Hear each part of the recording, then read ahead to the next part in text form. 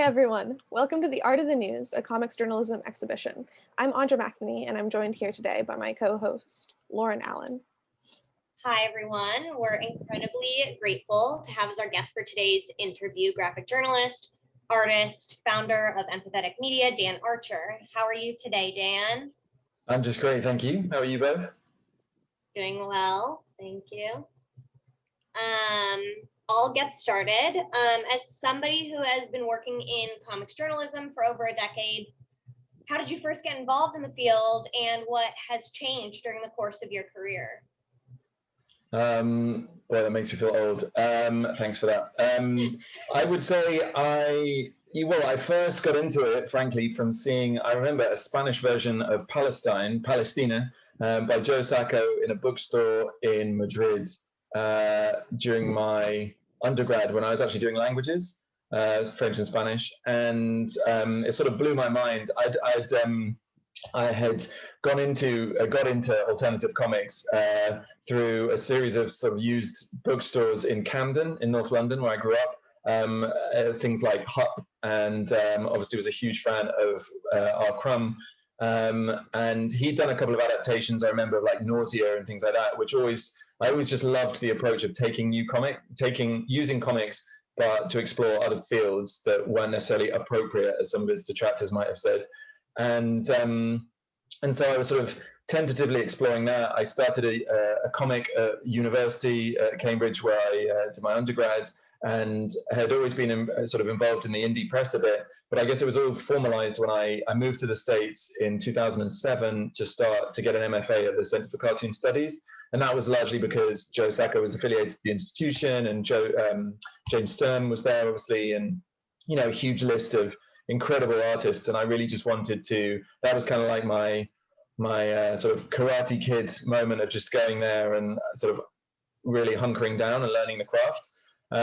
In terms of how it's changed, I mean, I remember when, I don't know quite how, but soon after finishing at CCS, I moved to the Bay Area, and the Bay Area became this sort of weird enclave for comics journalism. So Andy Warner was there, and Susie Cagle, and myself, and I mean, I remember obviously Sarah Glidden was on the East Coast, but there was a sort of a small, what felt like quite a small, unified group of us putting work together, and that was incredible. But I think since then, obviously because the Nib and Matt Bors' incredibly indefatigable work and support for it, it's really exploded. And now it's sort of, I think we're always saying this, but like one step closer to being more broadly accepted by editors, both, you know, in print and online. And I think we've seen that, you know, I lately, for example, have done work for larger, you know, outfits like National Geographic or the Associated Press. So comics, I think, aren't regarded. It's not such a big deal that you're a comics artist. It's, you know, it's you're considered more of just another journalist with a different set of tools. So I think that's sort of representative of where it's going. Does that answer your question? You just mentioned some of your major inspirations and influences like Crumb and Sacco, but are there particular graphic journalists or specific like works of graphic journalism that pushed you like towards drawing graphic journalistic comics, or like specific kinds of graphic journalism? And are there any bodies of work that you want to respond to? That's a great question. I mean, I would say, yeah, Joe Sacco, whose name is probably ricocheted around your series of interviews time and time again, as it rightly deserves to. Sefer Garajda for me was always, Palestine was incredible, but funnily enough, I always found Sefer Garajda like my real touch point. And then to an extent, Footnotes in Gaza, largely because I think it was building on such a huge legacy that Joe had created of previous work. But yeah, his style and approach, I think, was always really inspirational. But at the same time, and I kind of like that he was a sort of the lone wolf, so to speak. Obviously, he was doing it, I don't know, like in the early to mid 90s, before any of this, you know, and obviously pre-digital, which I think is a huge, that can't be, you know, overestimated, like the amount of work that must have taken. but I also I was always inspired by the World War III illustrated crew as well, Seth de Bokman, and Peter Cooper, and I think some of the the more politically active artists, Molly Crabapple as well, I think does incredible work. That's extremely sensitive to the issues of the interviewees. Wendy McNaughton is someone who I think just consistently just knocks it out of the park in terms of her both the level of artistry in her watercolors and how dynamic and vibrant they feel, but also the tone.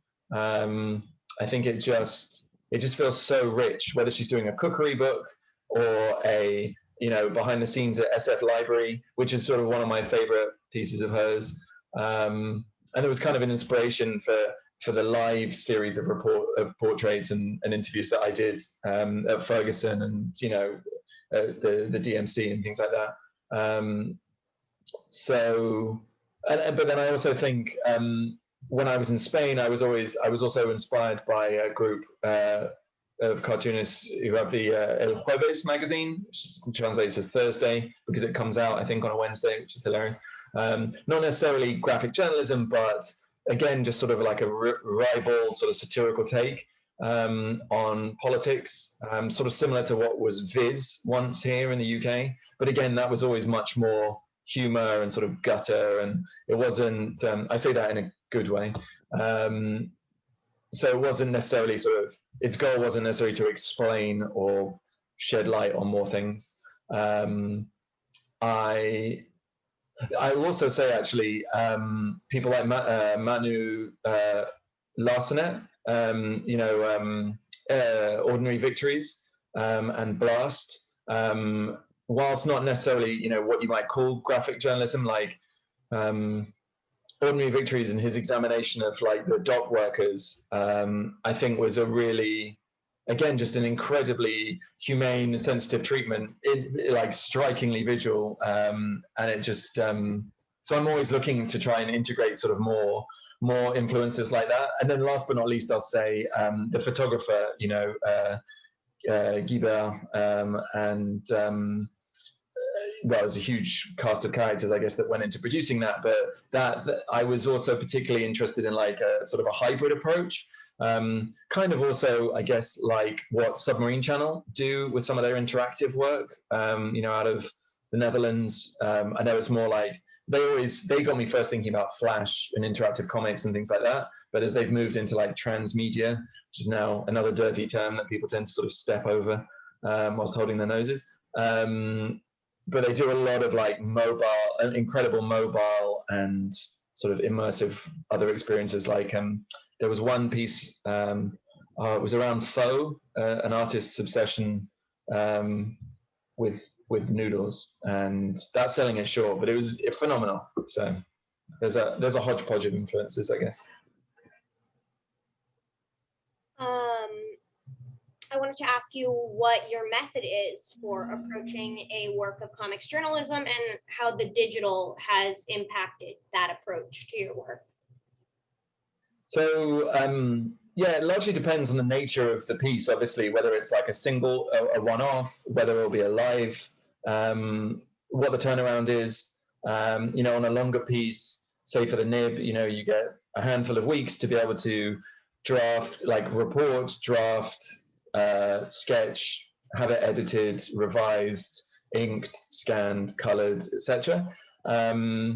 These days, I tend to do more live sketching in the field. I spend so much, like everybody, and especially in the wake of glorious COVID, have spent way too long in front of a screen. So I'm kind of drawn to the analog, I guess, more and more nowadays. And I just finished this my graphic novel around my experience of investigating human trafficking in Nepal, called Things Are Like That. And I did that all by hand and hand watercolored it. I lettered it digitally because life is too short. But that was a huge undertaking, and sort of as that was always in the background whilst I finished other pieces and projects. I do like working digitally. Like when I was at the Winter Olympics in South Korea for the AP, I would do live sketches on my both on a Cintiq that I schlepped around, as well as in a sketchbook. And then I would sort of sometimes I like to take those live sketches and then work them up digitally, like overlay them with other pieces. You sort of see that, I guess, on my Instagram and assorted things, because I always find it's a good way of trying to bring the audience into the process, moving away from that idea of, what I see as, I guess, more of an arcane model where you get a brief, you work on it for X amount of time, and then you just publish it, and then that's it. And it's a sort of one and done. I think the process is actually much more interesting, and it's certainly the part that I most enjoy, like the actual reporting and the drawing in situ, because more and more, particularly for most recently this National Geographic project, like I had to draw people live because, number one, as soon as anyone saw any cameras, they immediately turned their back or neglected to do an interview, which was slightly challenging for the photojournalist who was with us, Amit. But also because people wouldn't really understand what it is we were trying to do. And I said, I'm a graphic journalist, we're trying to chronicle your stories and turn these interviews into a final finished piece. They were like, well, what do you mean draw us? So then I would start drawing, and then that's how the conversation would sort of ensue. And so that was really critical, I guess, to earning trust and showing people what it was that we were doing.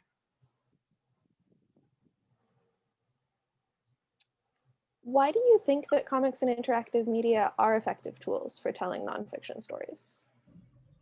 The golden question. I would say, well, biologically speaking, I think our visual cortex is sort of occupies such a huge space in our mind and in our brains, and is by and large the main way that we process information. So I think there is something particularly seductive and appealing to a visual, particularly when you can distill a lot of information down into a single static image. I also think it's a universal language that can transcend different national and linguistic barriers. But fundamentally, I also think there's kind of a magic that maybe is instilled in us as kids, where we see the two images together. Like Scott McCloud says, the agency lying in the gutters and bringing sequential forms together. I think it's I think being able to make sense of that and watch people as static images come to life, I think is extremely powerful.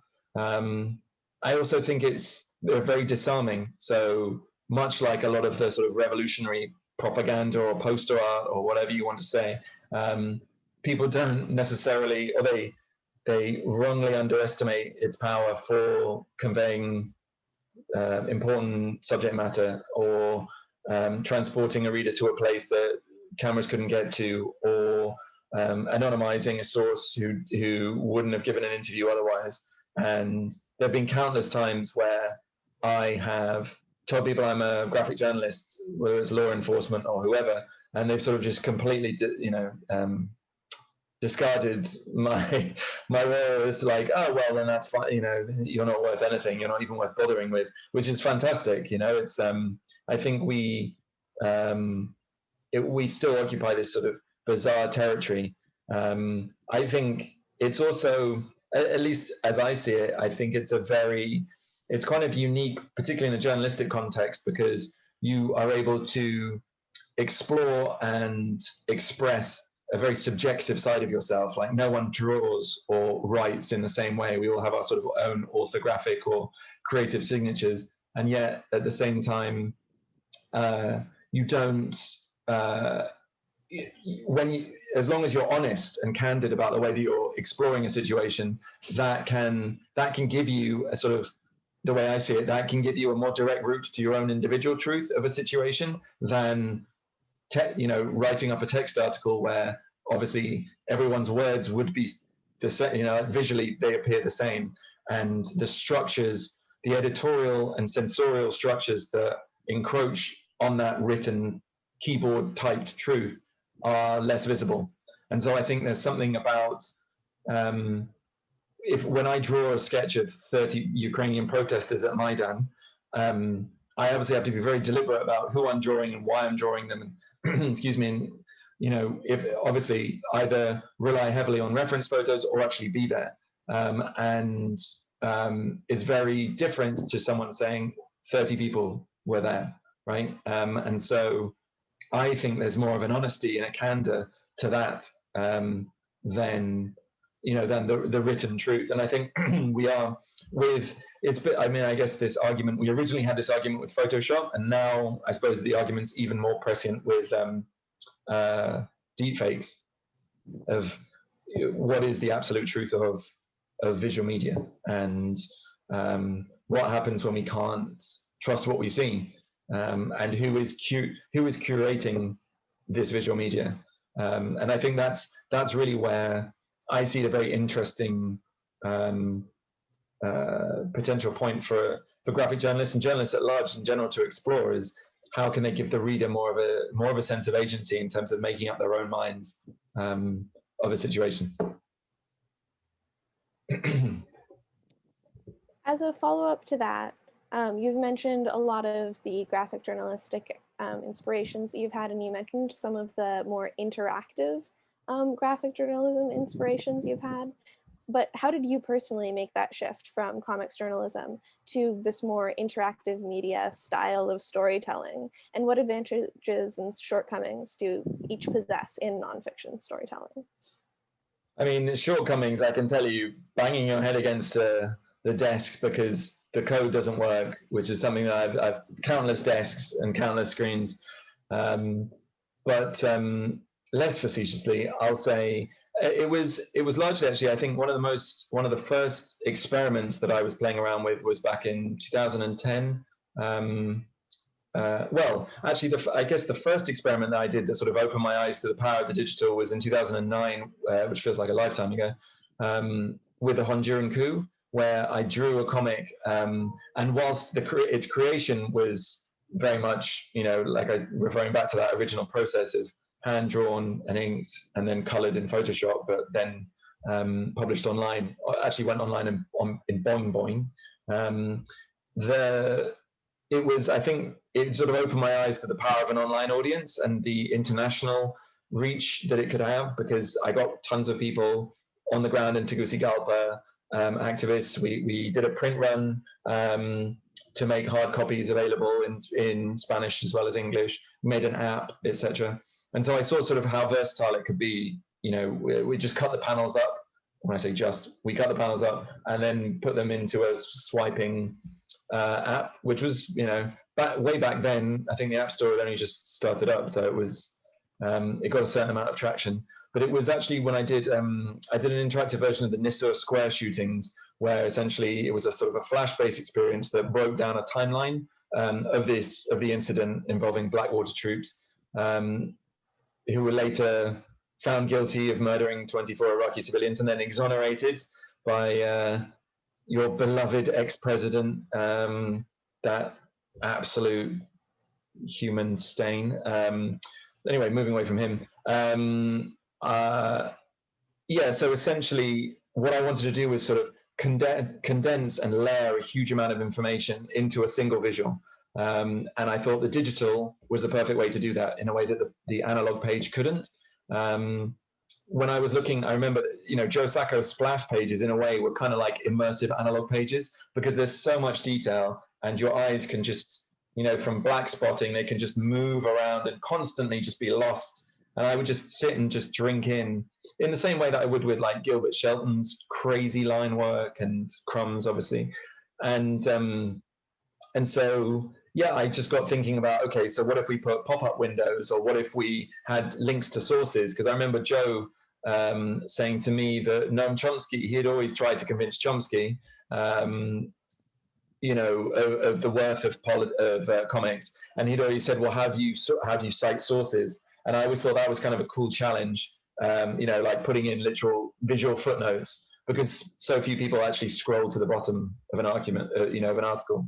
And so that's what I did. I essentially made it clickable, and so you could click on certain windows and they would pop up, or you could juxtapose different perspectives. And that's where I got thinking about how the sort of the medium, the vessel for information could also dictate to a certain extent the some of the inherent problems in trying to juxtapose contrasting versions of the same story. And I guess refer back to the one of the challenges that we fundamentally face, which is how do you tell the truth visually?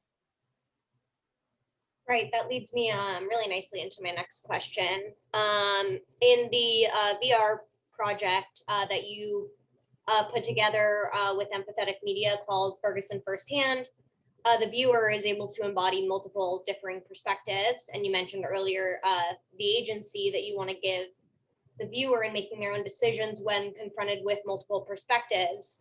Have comics journalism and interactive media challenge your own approach to subjectivity and truth, and how have you been challenged when it comes to truth telling? Yeah, for sure. I was exactly. I was going to bring up Ferguson Firsthand as exactly as like an influence from that original Nisso Square, where I used geography, I suppose, or no, sorry, in Nisso Square I used time as the sort of the device for mapping narratives, and in Ferguson I was using space because it was a 3D explorable environment. Yeah, I would say.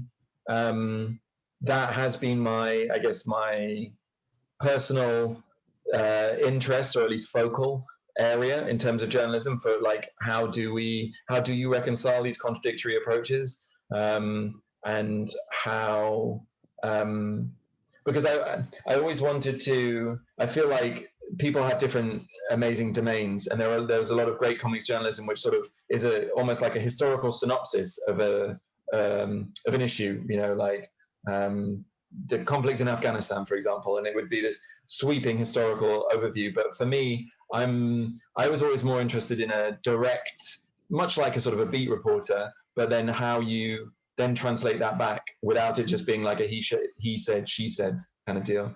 And I always thought that was particularly true lately. And for example, in some of the refugee stories we've been talking about, where you talk to law enforcement and they'd say certain things, or you would you talk to a lot of these asylum seekers, and it would be completely at odds. They'd be completely at odds, and so it was just a way of, rather than listing them one by one, it would sort of you want to. I guess I'm borrowing as well from Joe's approach of sort of inserting yourself as a kind of not a comical figure, but as a sort of the vessel through which people are speaking to, but yet being like highlighting that role. Like I don't.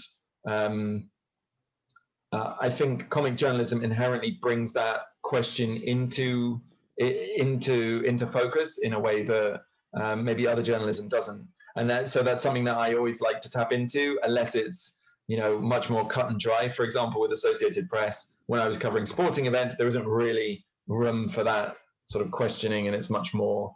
But I went down a sort of a different alleyway with that. I thought, right, what is it that I can bring to the table? And I guess that's what I'm always trying to do, is think, why use a comic? Why use a visual mode to tell this story? I don't think we should do it just for the sake of it. I think some stories are inherently suited to visual approaches, and some might not be. After covering the diversity of sort of the topics and the way that you express your comics journalism, you've also written for a lot of different outlets and been featured in like a number of different programs around the world. So sort of how do those different spaces impact the different messages that you're portraying? And also, who are you hoping your audience is? Who are you trying to reach? I think I'm always trying to get people to consider things in a way that they maybe haven't. So largely I was using visuals to, much like I said before, that sort of seductive power. I was just trying to get an audience to think, for example, in the question of refugees or human trafficking, to not shy away from a story that might be either considered too disturbing or too like stories that they might be desensitized to, because in text, you know, we read about these stories where they're, or even with the refugee crisis, it's, you know, a lot of you hear tens of thousands of people make crossing or attempted crossings, and hundreds tragically perish, and so they become like statistics. And I think by by presenting them in these much more sort of handcrafted, personalized ways, we can emphasize and highlight the humanity of the story. I think it's always good to subvert people's expectations when it comes to the news, and particularly younger demographics. I'm always intrigued. I think in a way it's a more even playing field, because there's no loyalty anymore in terms of news sources. You know, formerly people might always be like, oh, I'm a New York Times subscriber, or oh, I get the X and Y. But nowadays, obviously, a lot of it is determined by a search engine algorithm, or whichever app you're most used to, or maybe the one that you pay $2 a month for, or whatever it is. And so I think it's always good to engage with different audiences through different means, and to try and surprise them. And one thing that I also really try and do is to ensure that we don't just stick to this solipsistic Western, predominantly white. I say this is obviously a white cis male, but you know what I mean. Like, I think it's also good. That's one thing that I'll say as well, is the comics journalism scene seems extremely inclusive, or at least impressively inclusive. Like, the Nib is doing great work in really channeling and forwarding a lot of these different diverse, heterogeneous voices. Obviously, more can always be done, but I think that's something that should definitely be celebrated. And I think the technology also speaks to that. So, you know, we've gone through a point where it's like, are comics actually appropriate? Yes, obviously, clearly they are, and have been for decades, from, you know, Topfer in the late 20s all the way through till now, you know, Mazaril as well, in terms of, like, you know, people who have, outside of maybe obviously a journalistic context, but a very socially active context. And I think we've also seen great work happening inside 3D spaces. That's why with Empathetic Media, I wanted to, again, sort of take some of these visuals and these representations and move them into a third dimension. I'm curious, having written so many different stories, what is one piece of reportage that stood out to you in terms of its impact on you? Impact on me?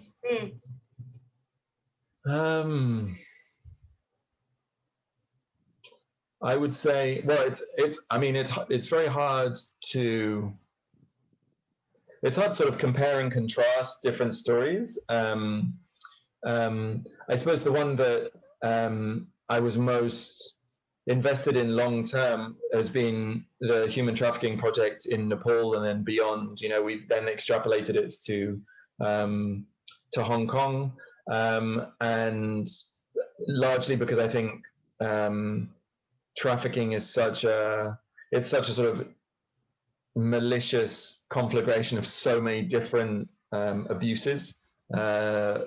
Sexual, coercion, financial, patriarchal. There's so many, and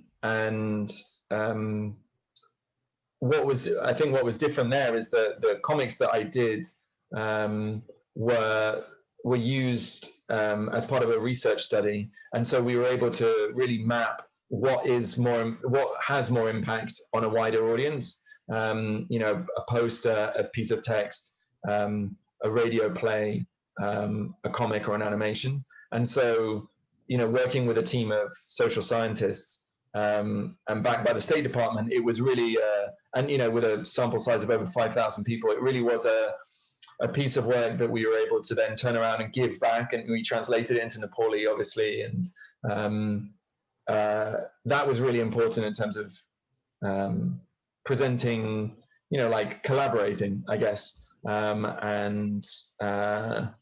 Yeah, I'm very excited to get back once this whole COVID shitstorm sort of blows over. But I think that sort of impact was very gratifying to see. And, you know, we made all the resources available to smaller NGOs that might not have access to them, as well as our findings and whatever.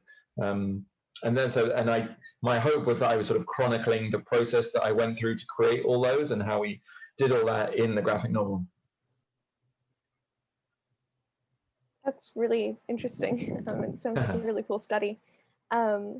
You've mentioned that there are some stories that maybe shouldn't be told in comics journalism, or that don't lend themselves to that. So what are some of the structural limitations on comics journalism? And like, how have you encountered those limitations in your work, and like tried to work against them? Yeah, that's. I've had a sneaking feeling that might come back to bite me. I would say,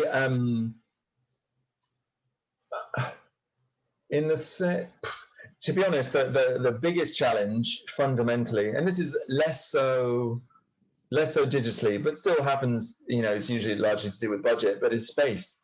So often people will say, can you do this piece on insert very broad, sort of decades-long, complicated historical study?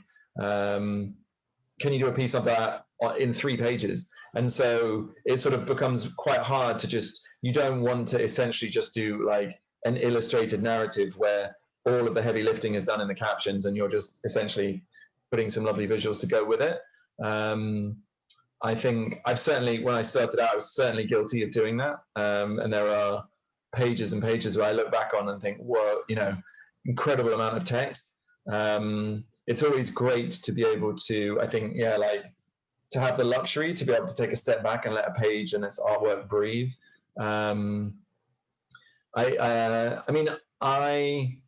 Warner is kind of a master of explaining what might be drier topics in a very sort of approachable, captivating way. I think I did some reporting around the 2008 financial crisis, for example, and we, incorporating some of the visuals into that, I think was a challenge. We later turned it into an animation.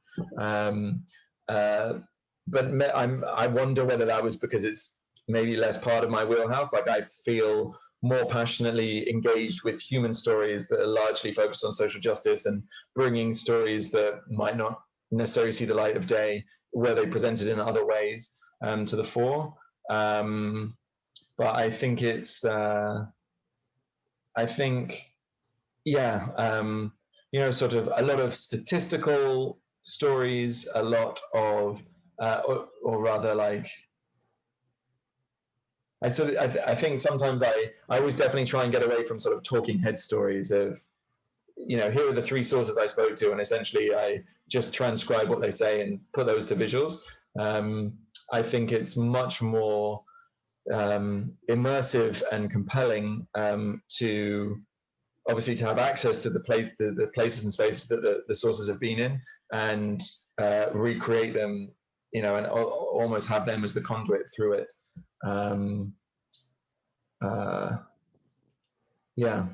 Leave it with me. I will think about other examples that should not be done. But similarly, I don't want to be restrictive. I'm sure there are people out there that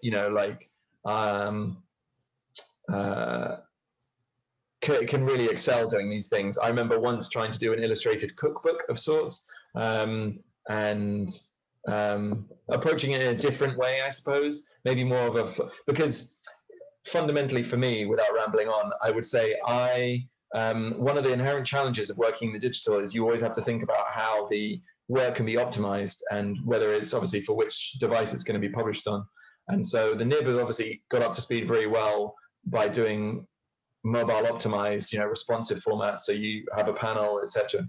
But back in the day, that's how I used to think about things. It would be like a 3x3 grid. And so sometimes you'd be thinking, okay, how can if I wanted to do a wider establishing shot, without having to do a swipe, sort of panel transition, how could I go about doing that? And I think someone like Wendy, for example, has managed to get around that beautifully, and her that whole style of sort of parallax scrolling as a narrative device, I think that's a really cool, maybe now overabused way of doing it, but I think little innovations like that, you know, like some 360 animations. I worked on one a few years ago around a film called The Promise, around the Armenian genocide, and so that was an interesting space to be able to draw in 360 degrees.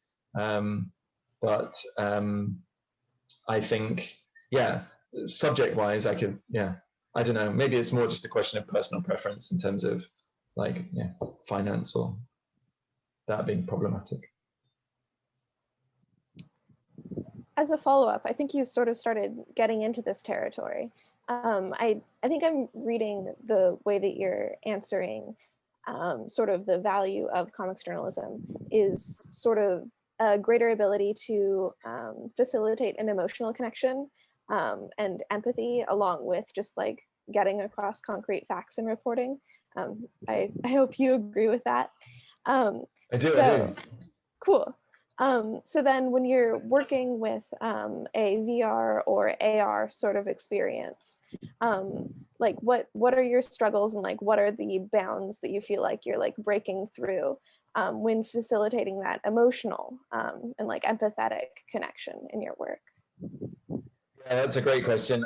You know, the hardest thing, frankly, is trying to create assets or models or experiences that don't look like panel beaten mannequins, you know, having like 3D models, even with motion capture, you know, and how they respond and the whole beauty of the uncanny valley and that sort of thing.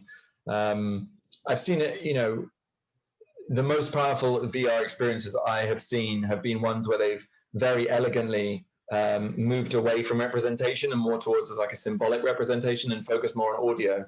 For example, like Notes on Blindness, or other experiences where, yeah, they deliberately left representation aside. And I think maybe to an extent that's what comics have done as well. You know, like I think Ben Passmore's work, Matt Luchansky, you know, like I'm always in kind of in awe of guys, people who draw in quite a cartoony way, but yet tackle these more serious subjects. I mean, I suppose I go more realistic, but I prefer, like my style is, I guess, like looser illustrative, if you see what I mean. Like Jason Lutz was my sort of mentor at CCS, and so he had such an incredible way.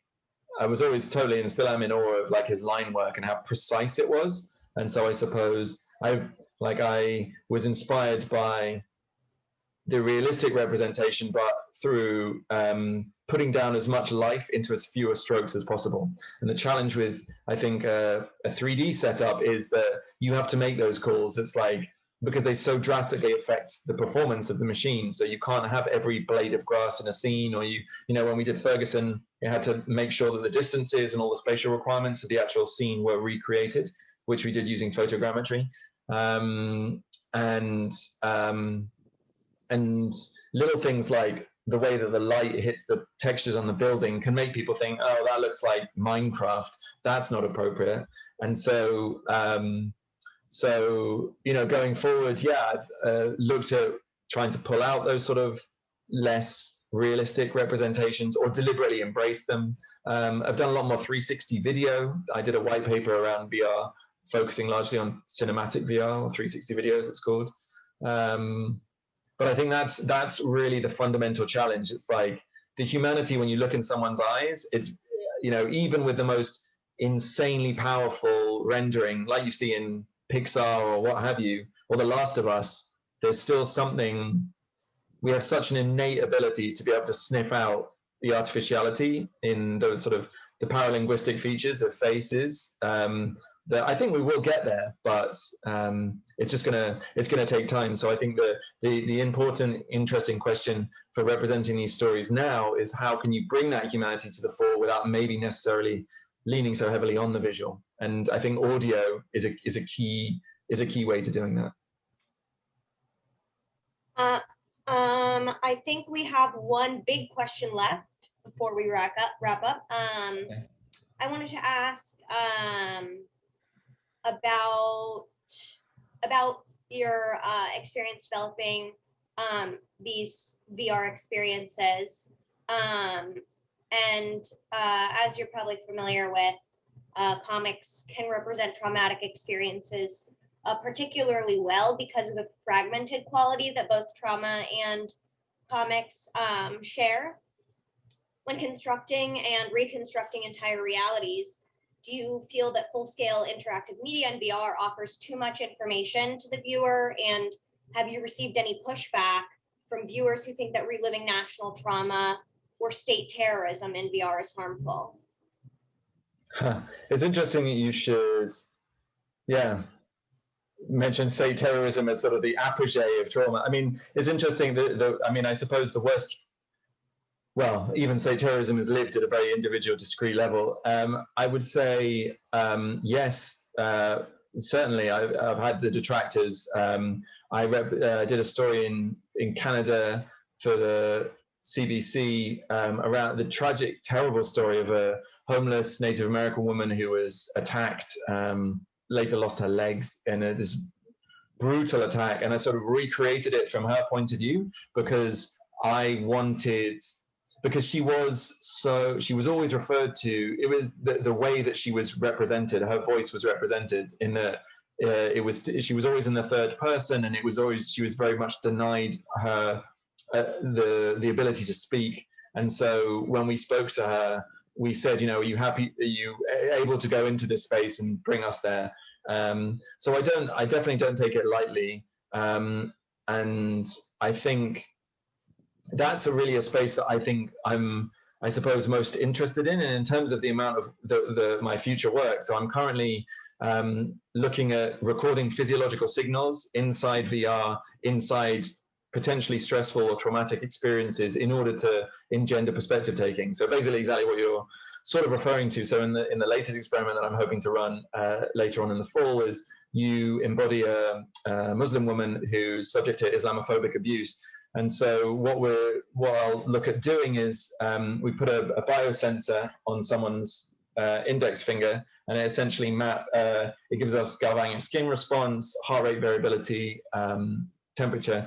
And so I'm looking at seeing how our individual baseline levels of those autonomic responses change under pressure, and whether or not there is a sweet spot to, like if you over stress someone, as you were saying, like if that can have the opposite effect, versus like obviously with too little they'll remain unstimulated and sort of distance from the experience. So that's something, the reason I got it, I think one of the things that technology can afford us is ability to take metrics more stringently, shall I say, because I was also very aware, and I think this is maybe a future topic of discussion, but a lot of people say, well, I do comics and I produce a lot of work to raise awareness. Where sort of my question is, well, what does that actually look like? Like, how can we action that? What is the impact measured in people's willingness to donate to a related charity or to share a link or clicks? Because I think the metrics that we're currently using are sort of out of whack in this world of clickbait and what have you. And so that's what I think effective storytelling in terms of affect rather than effect is going to be the next shift. And particularly as we look at these things on our devices, I think forward-facing cameras are going to start looking at our emotional responses to stories and mapping, you know, bigger responses. And so maybe that's where I think a lot of this storytelling can also go. Eventually, I would like to see, part of the research that I'm hoping to do is to create a feedback loop so that in a situation where you would be experiencing this and your signals, your body signals indicate that you are under stress and it is too much, then it would temper itself down so that you, it becomes almost like a biofeedback experience. Well, let's see. Hope that answers your question. Okay. Sort of as the beginning of our wrap up, what advice would you give to aspiring comics journalists? I think the most important thing is to produce work. I think there's always a risk. People maybe less so, but originally, people would say, oh, read this book or go to these sources or what have you. I think the first thing that an editor or someone who might commission you will look for is examples of what you've done. And even if you can't find, more widespread sources or clients, just produce a series of sample comics or pieces and put them on a website so you can send a link. I would also think about what your respective beat is, what makes you different to other people who might be offering similar things. Is it your style? Is it the issues that you're passionate about? Is it your willingness to travel, to do it in different languages, etc.? So I would say focus on creating work, because God knows as well, and keep things short to begin with, I would say.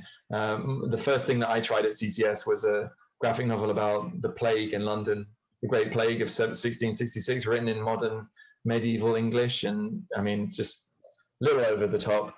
And so, needless to say, it didn't last more than 2-3 dozen pages. So I would say keep things relatively self-contained, put them online, share the link, and also find community of like-minded others who are doing similar stuff, because they'll keep you buoyant throughout these tough times when you're probably locked in your room under quarantine.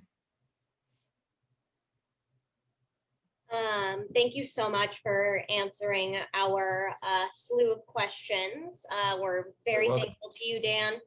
I didn't even swear, did I? Oh, no, rats. not even once. You only I'll keep on said swearing something a little negative about the ex-president. Yeah. Well, I thought that's predictable if I call him rightfully so. a human shit stain or something. Yeah. So right. Yeah. Any last thoughts before we wrap up? No, I'm just very excited to come out and see the exhibition in person, and also hang out with everybody and have more of these discussions.